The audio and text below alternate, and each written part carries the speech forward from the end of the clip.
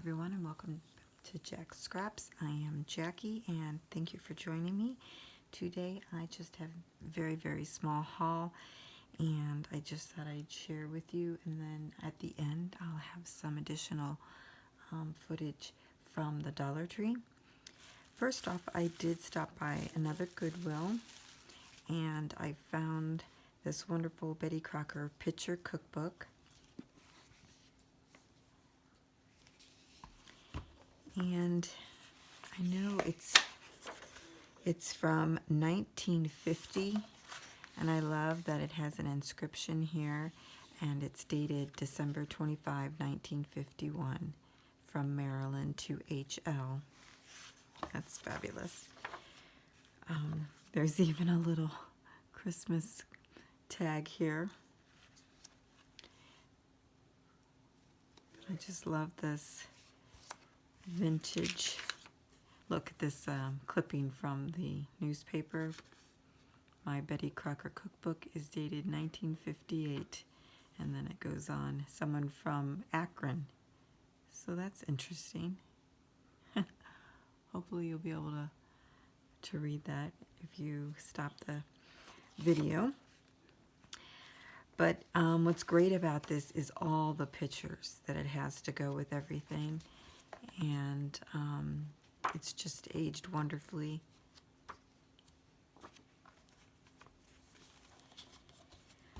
So when I was at my father's house visiting, they were doing a yard sale, and they actually had a Betty Crocker's picture cookbook, and it is the spiral bound. And so I asked if I could have it, and so he gave it to me because he said it was either his grandmother's or hers. And I just love that it has all the old tabs in it. I mean, it's so old, it's just, you know, it's falling apart, basically. And so I got this one at the Goodwill for $1.50, so I could include in cookbooks when I make them journals or mini albums or whatever. And so that I could maybe try to fix this one or preserve it in some way or use it for my family, since this was from my family. I know it probably doesn't make much difference, but it's I would know it. So that's why I went ahead and just bought the other one. I just find it really neat. I want to look through it more carefully to see if their handwriting is in it, my grandmother's, because there's some handwriting here. So I haven't looked at that too closely yet, but that's the reason why I went ahead and bought two of them. One to share with everyone, and then maybe one for my family. At that same time, he also gave me this sewing book that they had from the 1970s. Copyright is 1975. It's from Simplicity.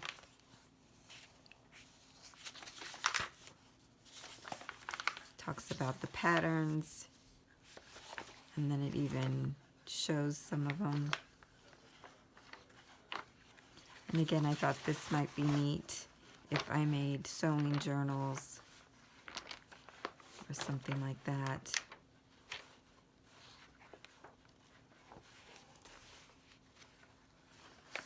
Very cool. I just love seeing this vintage type stuff.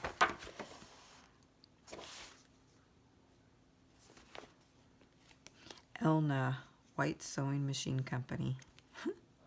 Never even heard of them. Very cool.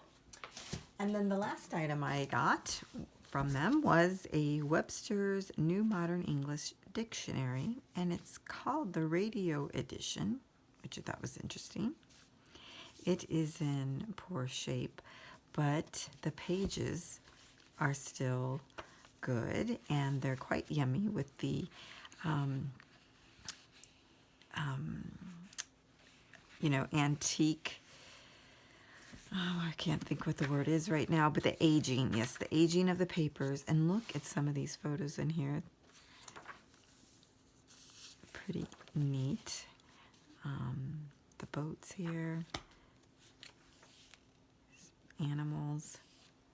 The pictures alone are awesome. So I was going to tear this apart and include it in journals as well.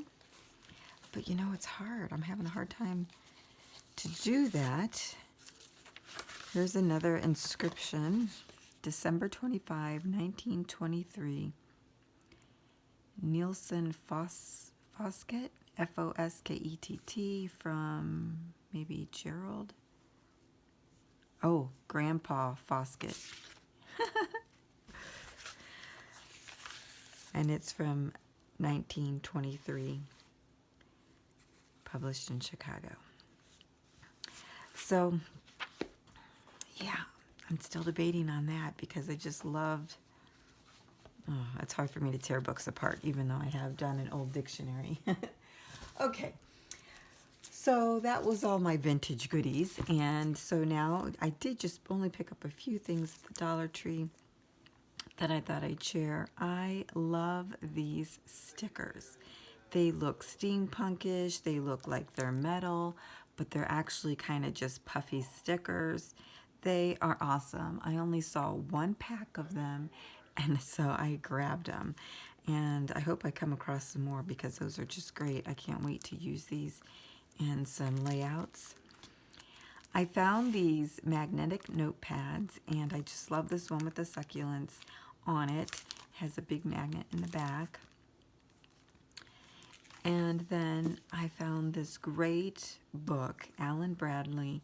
It's a Flavia de Luce novel, and there's a whole series of this, and I was so shocked to see it at the Dollar Tree because it is a New York Times bestseller. And I have read the first 6 of them, and I'm working on the rest, the latest ones. There's like 3 or 4 more that are out.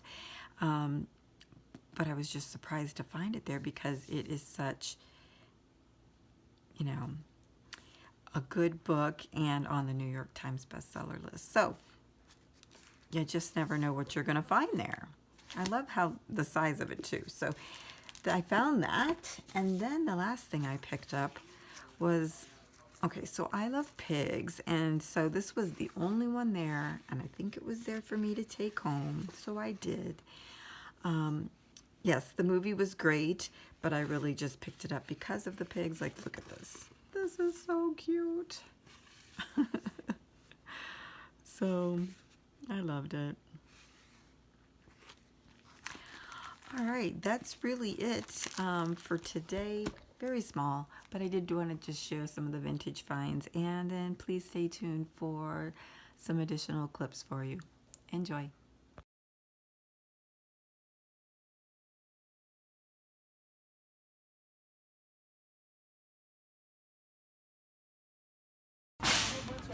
Oh, on this R9 cap is part of your stuff. My bad.